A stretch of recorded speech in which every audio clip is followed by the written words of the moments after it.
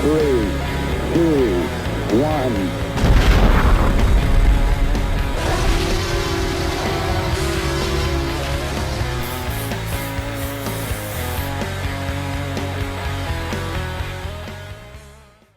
All right, so I think we're recording.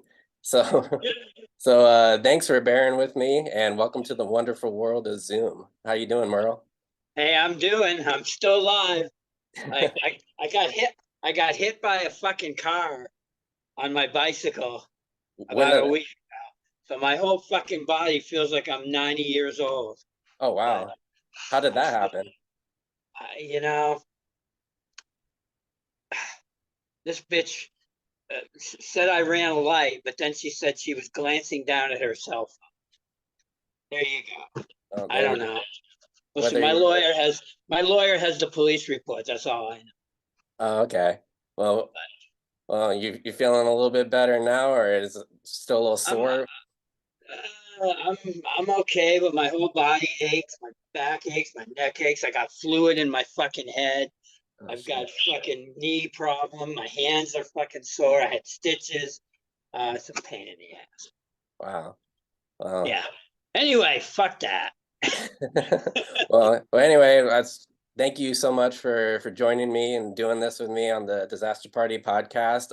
For you guys listening or watching right now, this is Merle Allen. Merle Allen is the bass player for the Murder Junkies, and also used to play with Gigi Allen. Which, if you don't know who Gigi Allen is, I don't think I'm any more qualified to say who he is than you. So, you want to go ahead and give a little backstory of who Gigi Allen is? Well, Gigi Allen was the most notorious, most hated, most disgusting uh, performer in the history of music. Self-mutilating, masturbating, oral sex, violence on stage, you name it, it happened. Yeah. Well, But while all that was going on, he was writing and recording some of the greatest fucking punk rock songs ever. that is true. Actually, growing up, my very first band was in high school, and I actually played with my younger brother too. He was the drummer, and we used to cover "You Hate Me" and "I Hate You." And the Oh, reason why we chose that song out of all the other Gigi Allen songs was it was because that was the one song that we could get away with playing with our parents in the house listening. yeah. so, so Yeah, we were that's other than that beginning part, but we just didn't, I just didn't say the intro. right, right, But right. but yeah, I know I grew up listening to Gigi Allen. Carmelita is actually still like one of my favorite, just like favorite songs, or that whole album honestly is Yeah, uh it's a good is record. so Yeah, great to me because that was the first time that I heard something that was so punk rock, but at the same time wasn't fitting into like what the punk rock genre was and stuff. It was going more into like country and it made me look at country a whole different way because I didn't know you could do country like that before. It was um all I saw, before that was like what my parents and family grew up listening to, whatever country music that is, the mainstream shit that you hear on the radio.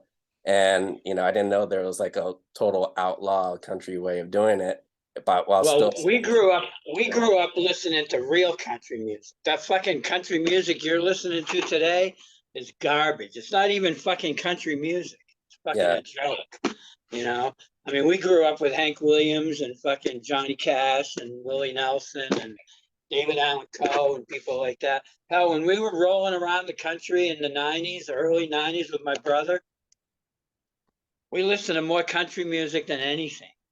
yeah, I mean, we listen to punk rock and roll, but we listen to lots of country music on our tours. yeah, definitely. What else was on those playlists going on tour? We Allison Krauss, bluegrass, um, Loretta Lynn, uh, just all the old great country artists, you know. Yeah. But Well, well, nothing like the shit that you also, listen to today, you know. That's not country. yeah. No, definitely. It's definitely sent me like I feel like that album definitely sent me down like the rabbit hole of finding like where the real country was. Like, you know, like you said, Johnny Cash, Hank Williams. Waylon Um, I Jennings. I actually did find mean, some newer artists that are doing it now. Culture Wall, I don't know if you heard of him. He's actually a Canadian artist that does country music and is just like the most like I don't know if you get a look at what he looks like, he just looks like this like super young, like baby face looking kid, but he has a right, voice of like a 60-year-old man that's gone through some shit. And right, like right. or like Billy Strings, who's a modern bluegrass player, really insane player. If you ever get a chance to check any of that stuff out. So it's nice to see that that stuff is still happening, but it's just a little bit more underground. You're not seeing it on the CMT awards or whatever the fuck it's called, you know? Um, Right. Well, so I mean, we got into, Hank 3, yeah, and then from Hank 3 there was Joe Buck yourself, and then there's Bob Wayne. So there's lots of outlaw country artists out there uh, doing shit today, but you probably don't hear about them too often. no, definitely not. You gotta look for it. So anyway, man, let's start from the beginning between, you know, like finding music with your brother and how did that happen? How did you guys like discover that chemistry? Was it just like hanging out bored one day and No, listen, we grew up in a 3-room log cabin in the 1950s, right? So we were very isolated as kids. Um, and we were very poor and isolated. We lived in a small fucking RFD2 road between two small towns in New Hampshire, right? yeah, So, um, so we didn't have much going on. And in 1964, when the Beatles came on the Ed Sullivan Show, it was big news, right? yeah, So my mom let us get out of bed and watch. We had a little black and white TV in the living room, right? mm, And my mom let us get out of bed to watch the Beatles on the Ed Sullivan Show, and that was the beginning right there. We was just, I mean, that was the beginning for a lot of people, but especially for people like us that were totally isolated from pretty much anything that was going on in the world. yeah, That was like, wow, this is a thing. This is like we could do this someday, maybe. Well, there was no maybe about it. We were going to do it one way or the other, whether we sucked or whatever. yeah. That's what I mean. That was really the beginning. And then a year later, my mom left my father, and so we moved from the little shitty log cabin that we lived in, and moved to the town next door. And my mom had a friend who had a daughter that was like 2 or 3. We were probably, well, I was probably 10. My brother was probably 8, 9. Um, and my mom had a friend who had a daughter that was a few years older, and she had a lot of like she had Beatle records. She had the Herman's Hermits. She had like the British invasion stuff, Yeah. and we fell in love with all that, and that's basically how it started for us. We still didn't, we didn't have instruments at that point. It took us a few years down the road to be able to afford an instrument because we didn't have any money. Yeah, And definitely. So and fast so forward to when you guys do get like some instruments and you and Gigi, does it start off like just you and Gigi sitting in a room one day and then somebody strikes a couple chords and starts writing down lyrics or no, Gigi started playing before I did. He was a drummer, mm, and so he had already been playing the drums a little bit. And he had his first band was a band called Flame.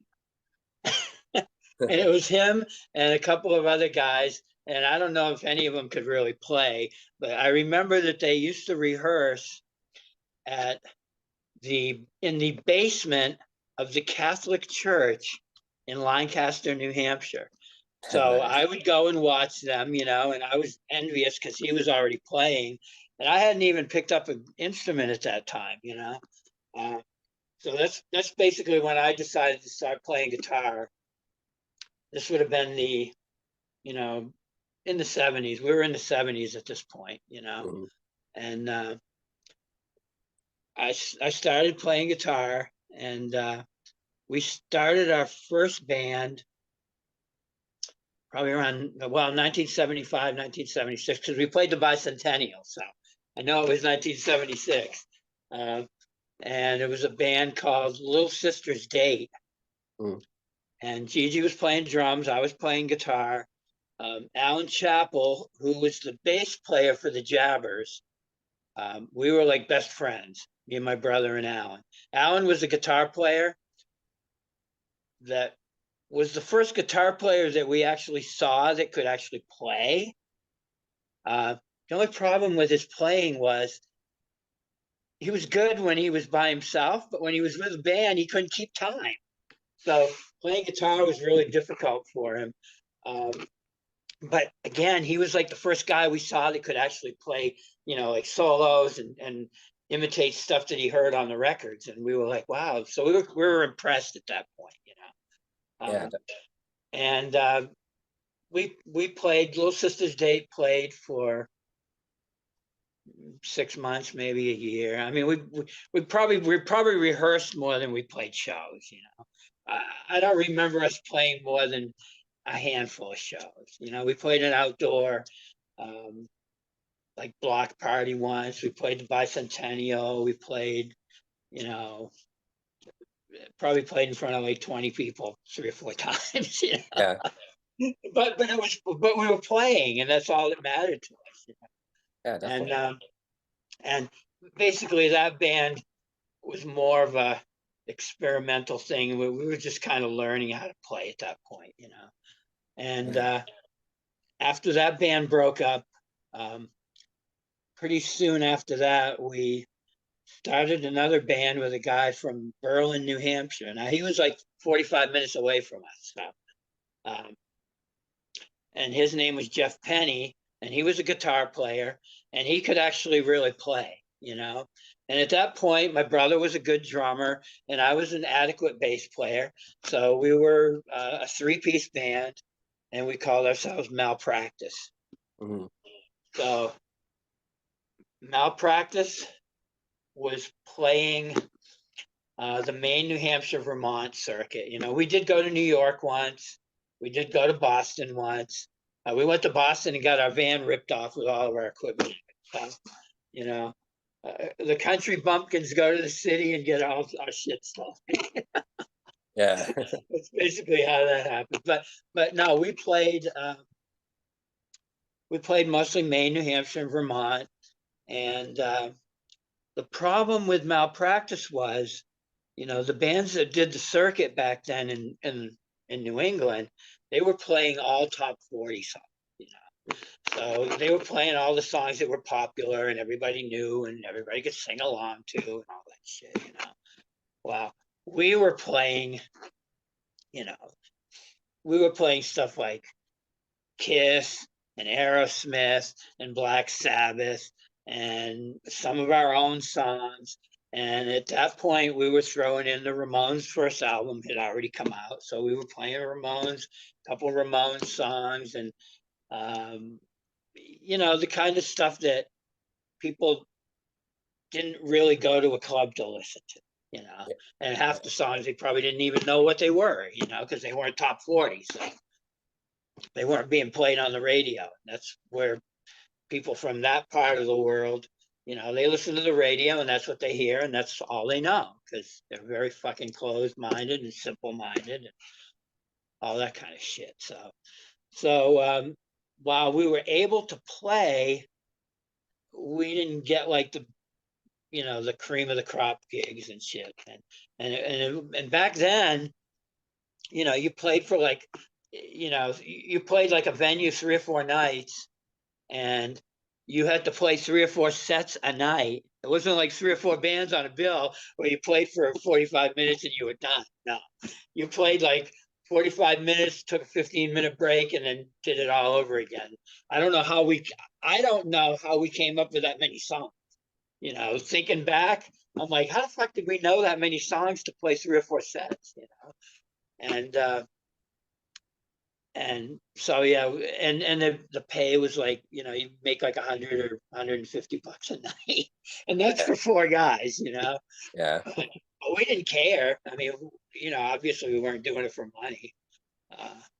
And we were just happy that we were, you know, we had a big Howard Johnson's bread truck, and it had no fucking heat. It had no AC and no heat. Yeah. So in the middle of fucking winter, you know, we're trucking around Maine, New Hampshire, Vermont circuit in a bread truck with no fucking heat. We're wearing fucking snowmobile outfits in the van, in the truck, because there was no heat and we were freezing. You know? Yeah. And but again, we didn't care, man. We were like, we were on the road. We went from one point to another point. We were playing shows in front of people, and that was great. And this is all still while Gigi's playing drums, right? Oh yeah, yeah. So that was Malpractice. So Malpractice, you know, we had these visions of, you know, being stars. We recorded the very first single we ever recorded was Malpractice on what the fuck was the label? I forget the label, but there was a song called Love Tunnel and Devil's Triangle. And so once that record came out, we thought we were pretty hot shit, you know. Yeah. Of course, you know, our singer was more had this vision that we were going to get signed to a big label, and me and my brother were more realists, you know. We're like, you know, probably not going to happen. A bunch of bumpkins from New Hampshire, and we were really green, man. We were like, you know, we really thought we were cool, but looking back, we were just like, what the fuck were we doing, you know? Yeah. We were just trying to find our way, you know. But so that band lasted about a year or two as well. And at that point, my brother had decided that he didn't want to play drums anymore. Well, we had put, basically what we had done, we had put an ad in the Boston Phoenix, which was a, you know, a Boston weekly paper. And in the back of the paper, there was a gig section. You could, you know, put an ad in if you're looking for a bass guitar or whatever, you know, people looking for people for bands and whatnot. So we put an ad in the Boston Phoenix, and lo and behold, we got a call from a guy named Johnny Angel, who was in a band called Thrills. And they were like one of the weekend headliner bands in the Boston scene. They'd already opened for the Stranglers. They'd already done some good shows and stuff like that. So we were itching to get the hell out of New Hampshire. Well, I sure as hell was, you know, and Boston was the first choice because it was close by, you know. And so Johnny, you know, we answered the ad. They were looking for a drummer and a bass player. And we answered the ad, and Johnny called us. And Johnny actually drove all the way from Boston up to Vermont to audition us. So we auditioned, we passed the audition, and my brother decided he didn't want to go. He didn't want to play drums anymore. And plus his girlfriend was graduating high school that year, and they were planning on getting married. So he wasn't down for going to Boston. He stayed in New Hampshire. I went down to Boston and auditioned some more, and eventually moved down to Boston in the summer of '78. And I joined the band Thrills. Now my brother stayed back in New Hampshire, waited for Sandy to graduate, and then they got married in October. I went back for the wedding, and Malpractice got to play a couple of songs at the reception. So that was kind of funny. Yeah. But after that, Gigi had decided to move to Manchester, New Hampshire, and that's when the Jabbers started. Now, the first Jabbers single, me and my brother had recorded the first Jabbers single before the Jabbers were even a band. You know, we recorded those songs. We wrote those songs in the basement of of the house we were living in Vermont in 1977, and went up to Maine and recorded the single, and so that was already done. But then Gigi moved. Yeah, he moved to Manchester and started the Jabbers, and yeah, that's how that all began. Nice. I don't know where I was going from there. But Jeweled Universe is a beautiful little shop in South Pasadena, right on mission that sells jewelry, clothing, handcrafted accessories, fine art from local artists, and all different types of stones, healing crystals, and even fossils. Yes, fossils. You could be wearing a necklace with a megalodon tooth in it, but you're playing. Also, artists and musicians. Jeweled Universe is also a music venue that hosts open mics every week and hosts multiple events every month. So reach out to Jeweled Universe on IG or type in jeweleduniverse.com to ask about hosting your band's next event. And tell them the Disaster Party sent you. So whether you want to share your art or buy a healing crystal for that special goth girl to show her that you're spiritual but not religious, then Jeweled Universe is the place for you. Now back to the show. This episode is brought to you by Nightflare. Not only are they the media partner for the Sela collab, but they are also covered multiple shows that I either played or hosted, including Disaster Party's first ever sold out show at Hotel Cafe. Also, a fun fact, David from Nightflare actually filmed my wedding, and when me and my wife watched it back, we cried like babies because of his attention to detail. So if you're an artist or need to film your next show, project, or anything that you desired, then hit up Nightflare. Be sure to hit them up on IG by typing in nightflare.la. That's nightflare.la. Be sure to tell them that the Disaster Party podcast sent you. Now back to the show.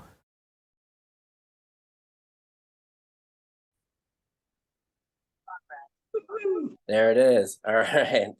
So we're back. Sorry, we had a little technical difficulty there. Neither of us are too great at using this thing. So so we're back anyway. I'm so sorry. We were talking about with you and Gigi went on tour with while he was playing drums, and then he didn't want to play drums anymore, and you went and joined this band, and Gigi stayed behind because he was getting married, you said, right?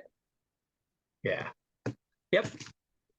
Okay, so I moved to Boston, started playing with Thrills, and then Gigi moved to Manchester, and that's when they put the Jabbers together.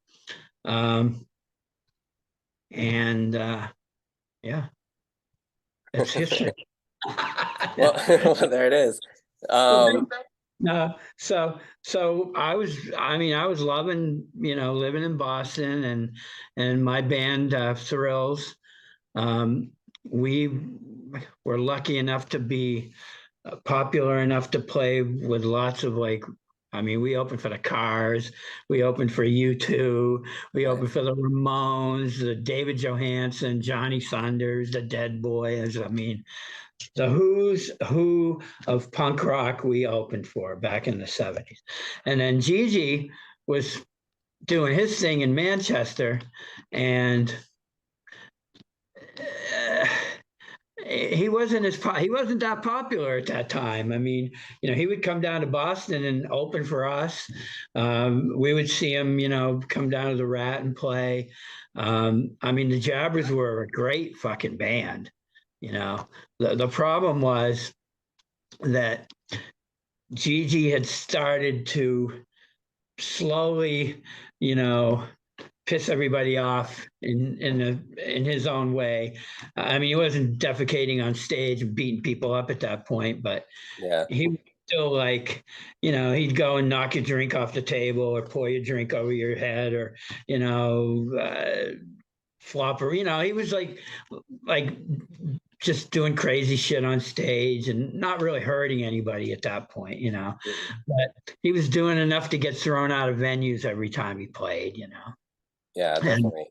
So everything else that happened, like the defecating on stage, the throwing it into the crowd, all the other, things that Gigi would do on stage, was that kind of like a slow burn of how that, escalated? Or one day you didn't maybe you're on stage with him and you didn't realize he was going to do that, and then there it happened?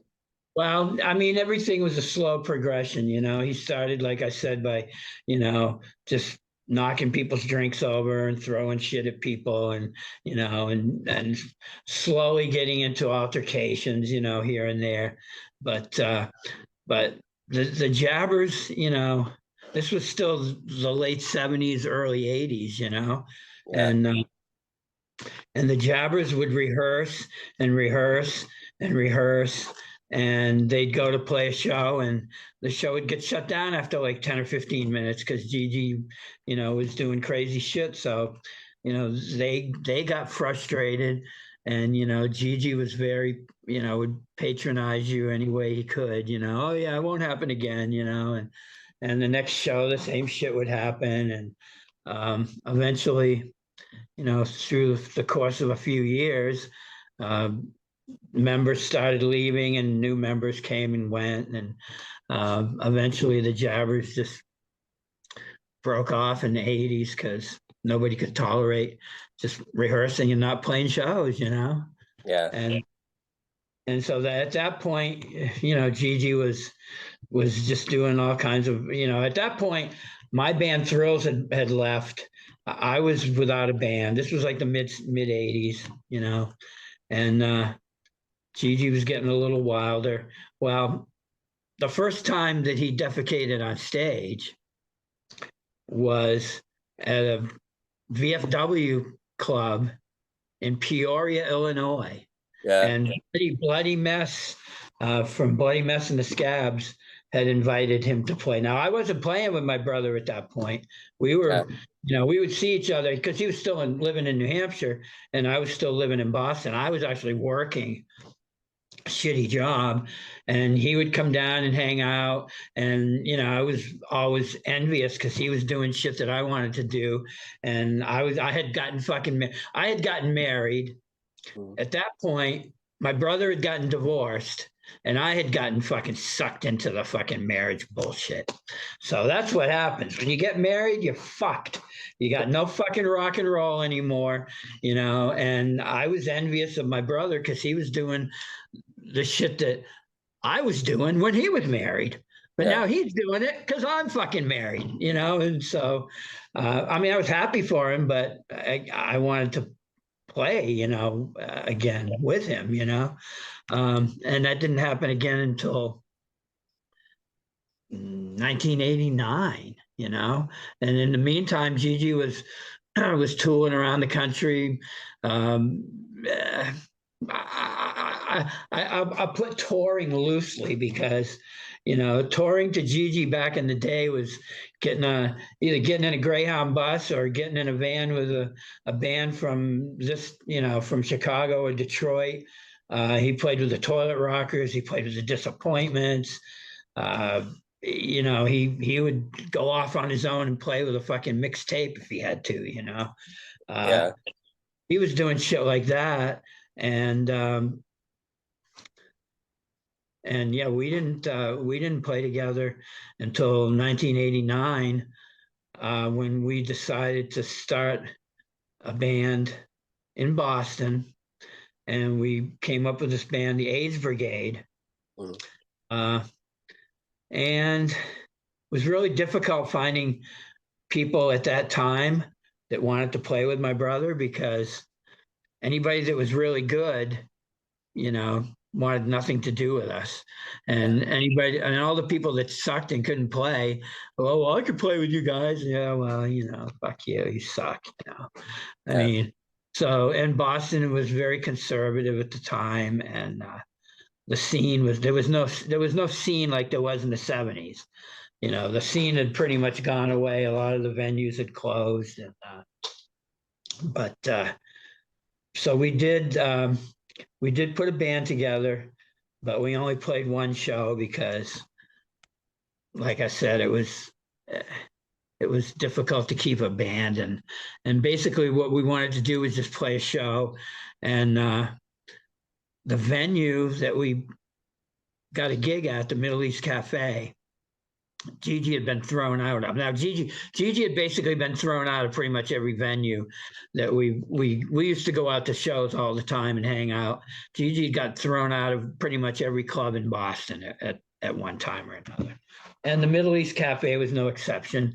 Gigi had been thrown out of there. I think he put a cigarette out in some chick's face or something, and that didn't go over very well, What do you have any idea like what inspired that on stage, or was it just kind of him wanting to push the envelope there, or do you think that that was just something that just came out of him on stage? First time he defecated, you mean? Well, just like, in general, like you putting the cigarette out on, on somebody, or like, No, that wasn't at a gig. That wasn't at a performance. I was just hanging out. oh, I see. Okay. Yeah. Yeah.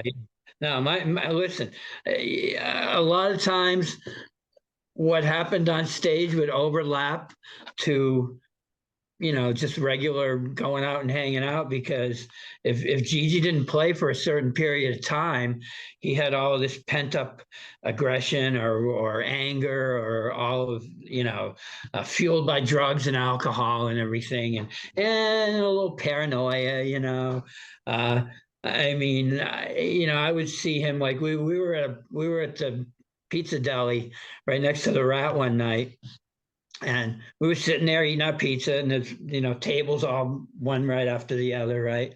And Gigi heard these kids laughing at the other table right next to us. He gets up from the table, stands on our table, and starts kicking these people in the fucking head. I mean, and I don't really know that they were laughing at Gigi. I think I think he had a little bit of paranoia going on. He always thought that, I don't know. Yeah. but yeah, I mean, the shit that happened on stage, I mean, that was, nothing was ever staged. Everything just happened naturally, and it all depended on what was going on that night, what got him pissed off, or who pissed him off, or whether he was in a good mood, or it wasn't like the same thing every night. You always went into it knowing that there was going to be some danger going on, and there was going to be shit happening, but you didn't really know what, to what extent even, Yeah, but definitely. But certain things, like, like everything was usually, like you said, different every night and stuff. But certain things, would he plan out certain things? Like I heard that, he would take like laxatives before shows and stuff, so he would be able to defecate on stage. Is that true? Or I think he did it. I think he did that a few times, and then I think he took some Epitac or whatever that stuff is called that makes you throw up or something. okay, And I know one night he took that, and he had a really hard time singing because he was like cautious, yeah. vomiting, like at the same, he wasn't actually vomiting, but he was like, that feeling, right? And so he was having a hard time like singing that night. And I remember that, but I don't think he ever did it after that. I don't remember that. Yeah. Oh, okay. So after that, it was just kind of I know he took laxatives at some point, Yeah. Yeah. So let's, real quick, let's go to present day really quick. I know you're still touring with the Murder Junkies, and I don't want to make this whole thing about, your brother. You're a very interesting person yourself, and you have a lot going on now. So any plans for touring with the Murder Junkies in the next couple months or the next year? Or? Well, I'm glad you asked that question. Of course. We have the 30-year, now it's 30 years this year, so it's the 30th death anniversary of my brother's passing, right? Mhm. So we haven't played in 4 fucking years. We haven't played since the pandemic. So we have a 6-week tour booked. It's the Scumfuck Family Tour 2023. And it's also, like I said, Gigi's 30th death anniversary. So we're celebrating both at the same time. And we are touring from May 24th until July 1st. And we start in Florida. We play in Florida. We play the Midwest, the South, and the East Coast for 6 weeks. We're zigzagging all over the country, everywhere except the West Coast. Okay. And the actual anniversary show of his death is in New York City on the 28th, and that's in Brooklyn. And fuck the name of the club. Oh fuck, I forget the name of the club. But anyway, tour dates are on my page, Merle Allen page on Facebook, or on my official Gigi page on Facebook. And we also play an anniversary show every 5 years in New Hampshire. It's the only show we ever play in New Hampshire, and it's once every 5 years. And we will be playing at the Dutch Treat in Franconia, New Hampshire, and that's on the 25th of June. So, yeah, and we have a new singer. Our singer that recorded all the records with us. I don't even know what happened to him. He just disappeared. So, so he's not. So you guys are looking for a new singer now, or we have a singer. Our tour manager driver is a singer, so he's singing with us now. okay, But nice. yeah, singer that did Road Killer, and Killing Tradition and Killing for Christ's Sakes. He left the band. I don't even know why. No clue. Yeah. So, but we are doing a special set now. We haven't played Gigi songs in our set in years. Mm. Maybe one or two here and there, but it's been years since we played Gigi stuff in our set. But we are playing an entire set of Gigi songs, from earlier stuff to stuff that we did on Brutality and Bloodshed. So the set is going to be a complete set of Gigi songs. Nice. And it'll be the only time we probably do that again. So, yeah. That's very cool. So like touring now compared to like before, touring with Gigi and stuff, would you say things are a little bit more planned out and stuff as far as touring goes, or is it just as like? No, it's totally planned out. I mean, listen, we're going on tour for 6 fucking weeks. Mm. We have 2 days off. Oh wow. Now, back in the Gigi days, you would go on tour for a month and play 10 or 12 shows. Yeah. Basically because A, nobody wanted to book us, and B, Gigi just couldn't endure that much abuse on himself night after night after night. I mean, yeah, definitely difficult to do. And back then, I mean, we had to drive. It was crazy. I mean, when I look back at what we did in the first couple of tours, the first tour especially, I mean, we would drive, to Texas, and then we'd drive to California, and then we'd drive, 2 days to get to the next show. I mean, we were driving like crazy hours, where today we can go from, point A to point B in 3 or 4 or 5 hours, 3 or 4 or 5 hour drives, and play a show. And then, I mean, we've got more shows now than we know what to do with, But yeah, back then, I mean, we would literally drive for a day or two to get to a show. And, me and our guitar player were the only ones driving because Gigi didn't drive. And Dino and Gigi slept all day. Mm. We drove all day and still had to play all night, and then had to be kept up all night by them because they fucking stayed up all night. Nice. So it was not easy. I mean, it was not easy for any of us, for sure.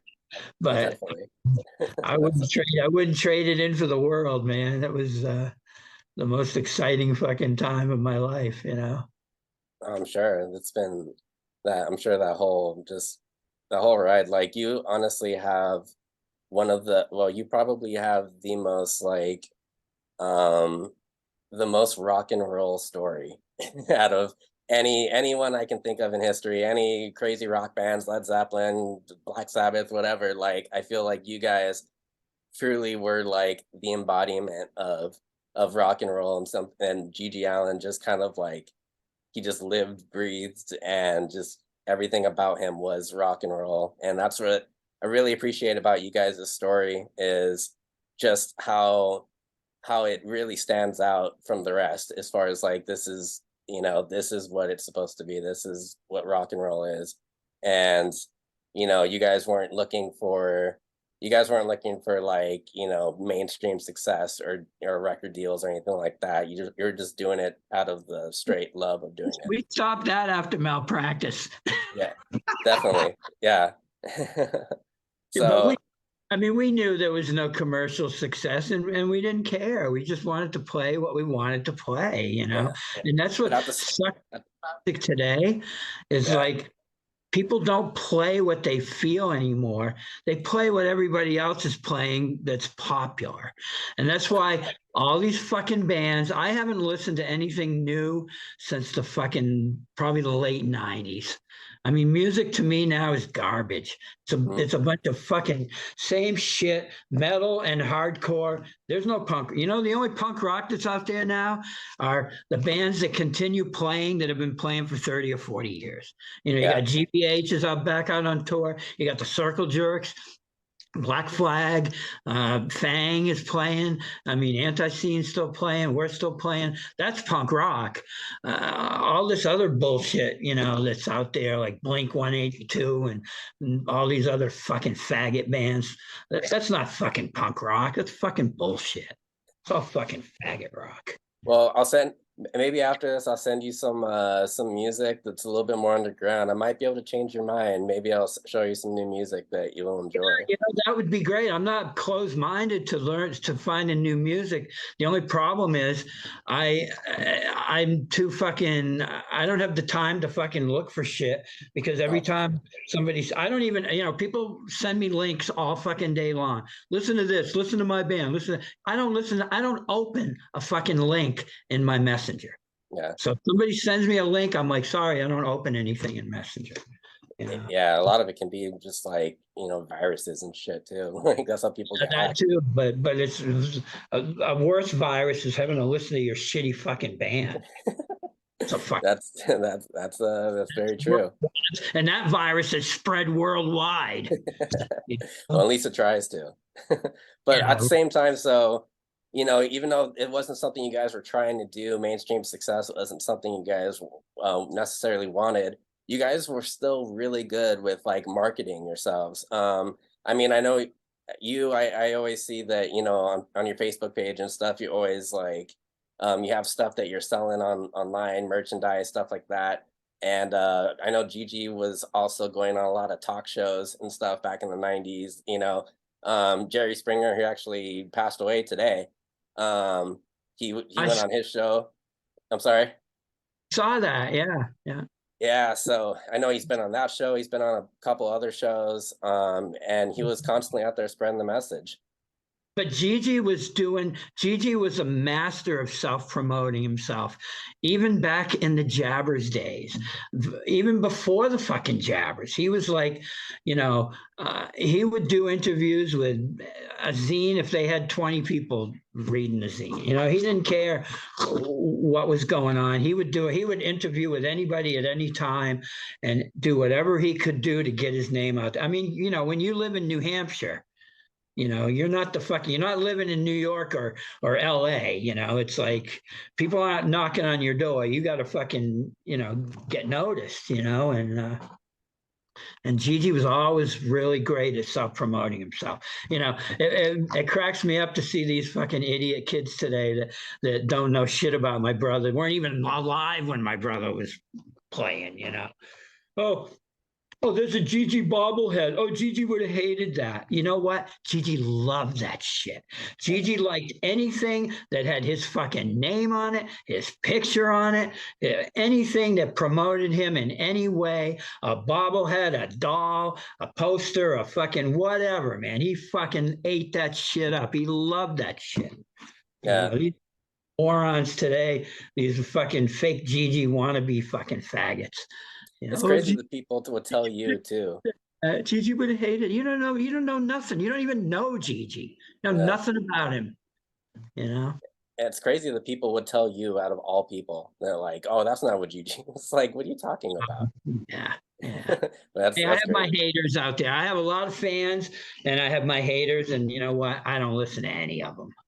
That's good the or only bad. way to do it. Just don't read the comments, all that. Just move on with It's your life. nice if people like me, and that's fine and everything, and I'm not taking it for granted, but I just don't read comments. I don't answer comments. I don't, if somebody can message me and go, "You're a fucking asshole," I block them and delete them. I don't even answer them.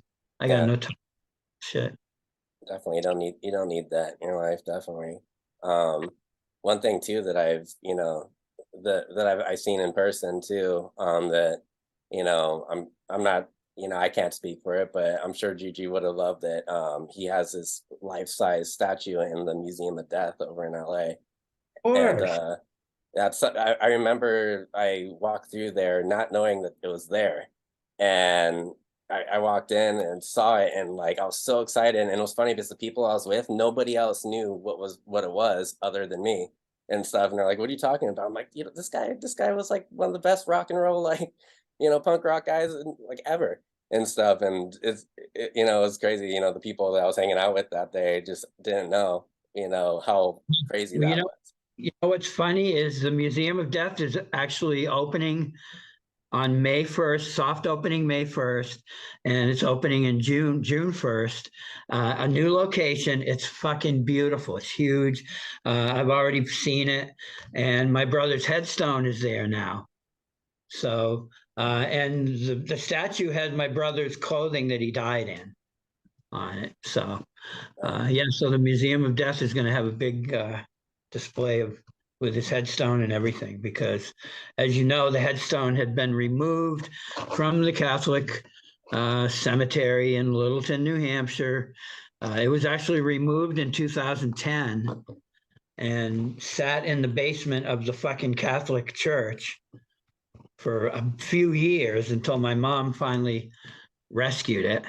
Yeah. And knowing it was never going to go back into the museum, I was never going to go back into the cemetery, I decided that people should still be able to see it. So I worked out a deal with JD, the owner of the museum, and now it's going to be on display at the museum. So Nice. Well, you know what, Merle? So it's starting to tell me that it's running out of time again on this session. So what we're gonna do is we're gonna close it out, but I'm gonna have just two more like rapid style questions and answer them however you like, and then we'll go ahead and wrap this up.